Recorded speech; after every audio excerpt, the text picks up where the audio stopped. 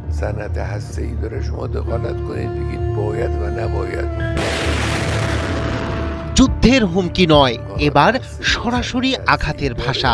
আমেরিকাকে খোলা চ্যালেঞ্জ ছুড়ে দিয়েছে পরাক্রমশালী ইরান। মার্কিন প্রেসিডেন্ট ডোনাল্ড ট্রাম্পের একের পর এক হামলার হুঁশিয়ারির জবাবে ইরানি সেনাবাহিনী ঘোষণা করেছে পরবর্তী হামলা মানেই পাল্টা আঘাত।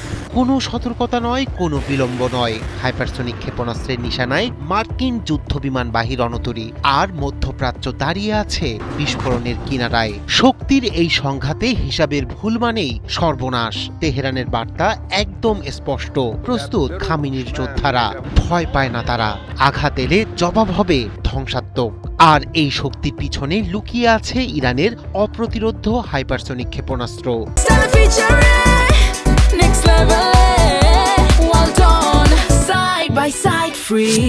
মার্কিন প্রেসিডেন্ট ডোনাল্ড ট্রাম্পের একের পর এক হামলার হুমকির জবাবে সরাসরি পাল্টা আঘাতের ঘোষণা দিয়েছে ইরানের সেনাবাহিনী। তেহরান স্পষ্ট করে দিয়েছে নতুন কোনো হামলা হলে সময় নষ্ট নয়, সঙ্গে সঙ্গেই জবাব আসবে।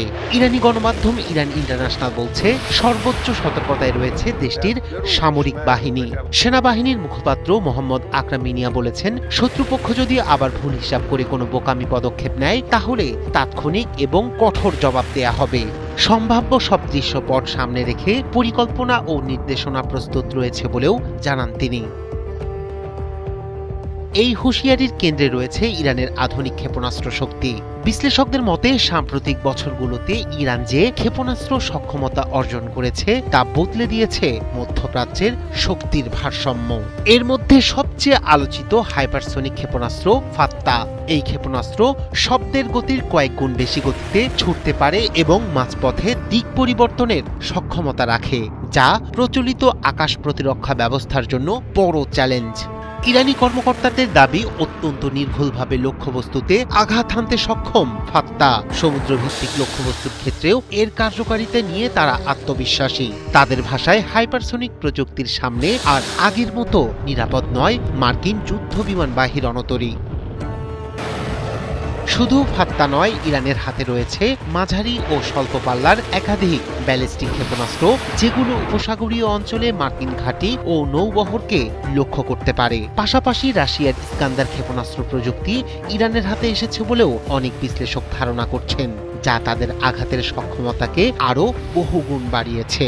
এই অবস্থায় উপসাগরীয় জলপথে মার্কিন নৌবহর সবচেয়ে ঝুঁকিপূর্ণ অবস্থানে রয়েছে বলে সতর্ক করেছেন সামরিক বিশ্লেষকরা। হাইপারসনিক ও ব্যালিস্টিক ক্ষেপণাস্ত্র একসঙ্গে ব্যবহার হলে রণতরীর প্রতিরক্ষা ব্যবস্থা অকার্যকর হয়ে পড়তে পারে, ফলে যে কোনো সংঘাতে ক্ষয়ক্ষতির মাত্রা হবে নজিরবিহীন। রায়হান কবির শুভ্র, ৭১।